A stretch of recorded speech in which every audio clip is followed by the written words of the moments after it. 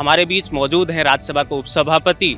यहाँ की प्रतिभाओं को, खासतौर से बच्चों से लेकर शिक्षकों से लेकर के आर्टिस्टों को, सबको अपनी प्रतिभा दिखाने का अवसर मिले, उसके लिए अलग अलग मंच की व्यवस्था। आदरणीय मुक्तिबोध जी से लेकर के अनेक छत्तीसगढ़ के महान साहित्यकारों का स्मरण, तो यह सचमुच प्रेरित करने वाली बात है।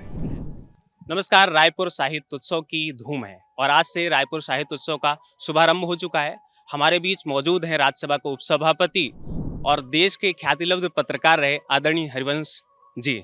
हम उनसे ही कुछ बातें करेंगे। सर, ये कैसा अनुभव रहा आपका साहित्य उत्सव आदि से अनादि तक?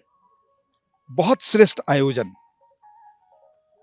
बल्कि छत्तीसगढ़ के रजत जयंती जी। के अवसर पर, यानी 25 वर्ष होने के अवसर पर इतना सुंदर, इतना व्यवस्थित और यहाँ की प्रतिभाओं को, खासतौर से बच्चों से लेकर शिक्षकों से लेकर के आर्टिस्टों को, कम उम्र के की प्रतिभाओं को, सबको अपनी प्रतिभा दिखाने का अवसर मिले, उसके लिए अलग अलग मंच की व्यवस्था।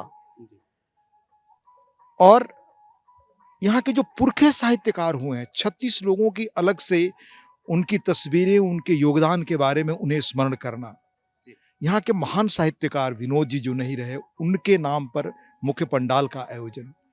फिर आदरणीय मुक्तिबोध जी से लेकर के अनेक छत्तीसगढ़ के महान साहित्यकारों का स्मरण।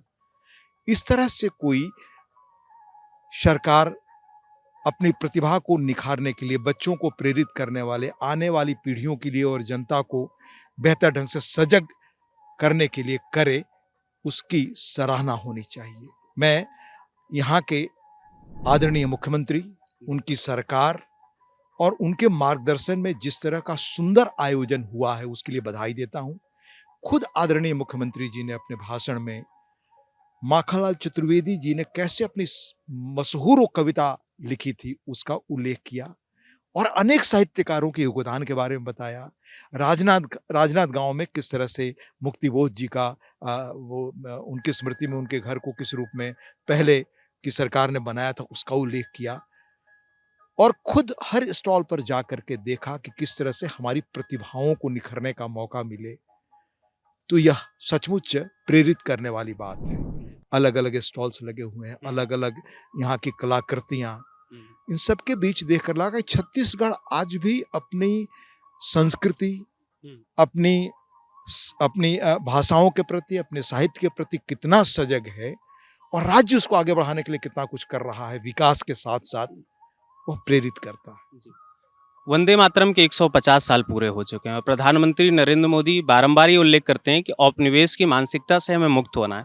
तो वर्तमान में साहित्य और पत्रकारिता को आप किस दृष्टि से देखते हैं और समाज को क्या संदेश देना चाहेंगे? हमने बहुत विस्तार से इस विषय पर अपने उद्बोधन में, उद्घाटन अवसर पर रखा है कि कैसे साहित्यकार, जो माना जाता है कि मशाल लेकर चलते हैं समाज के आगे रास्ता दिखाने का, आज भारत जिस तेजी से बदल रहा है, उस पर अगर वो और तेजी से उस सपने को नीचे तक ले जा सके, जो क्षमता सिर्फ साहित्य और साहित्यकारों में है, तो देश कितनी तेजी से प्रगति कर सकता है।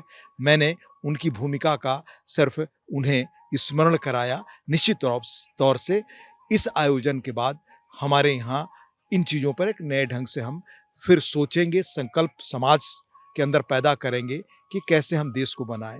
रचनात्मक ताकत और मजबूत हो, इस आयोजन के बाद मुझे लगता है इसे नई शक्ति और ऊर्जा मिलेगी। बहुत बहुत धन्यवाद। ये थी राज्यसभा के उपसभापति हरिवंश, जिन्होंने रायपुर साहित्य उत्सव के अपने अनुभवों को हमसे शेयर किया और छत्तीसगढ़ की संस्कृति कैसी है उसके अनुभवों को साझा किया और भारत का युवा, भारत का समाज कैसे राष्ट्र निर्माण के पथ पर अग्रसर हो, इस विषय पर उन्होंने अपनी बातें रखी।